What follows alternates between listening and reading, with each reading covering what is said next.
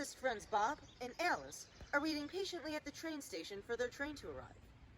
As time passes, a sense of boredom begins to settle over the pair, and Bob asks Alice, if I could start on the train, and from there begin to reverse time so that I traveled backwards, how would I have any assurances that the laws of physics would still be held?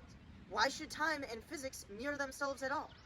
Alice then asks Bob in reply, well, if I started reversing time once I was on the train, how would I have any guarantee that, since the causes happen after the effects, I would even be able to exist? The answer to this question lies in a set of equations derived by the famous Scottish physicist James Clerk Maxwell in the 19th century. These equations postulated that the speed of light, c, would stay constant for anyone who observed it. However, these equations also have an oft-overlooked clause. They are symmetrical backwards and forwards in time, meaning that no matter which direction of time you're moving in, the laws of physics will always stay the same. And that as it approaches the station, the train sends out a whistle that reaches Alice's ear in the form of sound waves. Now, when the whistle blows, it actually sends out two waves, one going backwards in time and the other going forwards in time. We'll call the forwards in time wave the retarded wave and the backwards in time wave the advanced wave. When those signals reach Alice's ear, her own ear sends out confirmation signals backwards and forwards in time as well. These signals interfere and cancel one another out everywhere except in the space between the train whistle and Alice's ear, allowing Alice to hear the train whistle.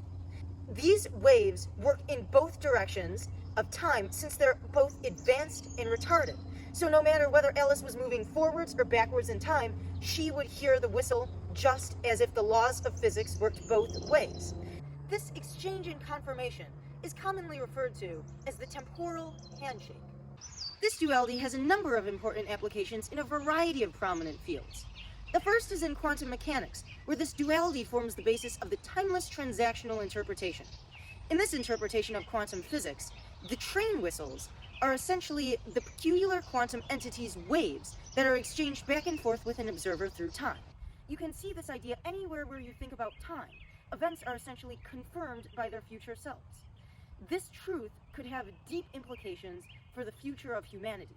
It could allow us to make better predictions about the world, to better understand our everyday lives, perhaps allowing us to warp time in space exploration, to provide space crews with a way to put themselves in stasis and make a journey in what for everyone else would seem like years. As the train begins to arrive, Bob and Alice finish up their thought experiment and hop on.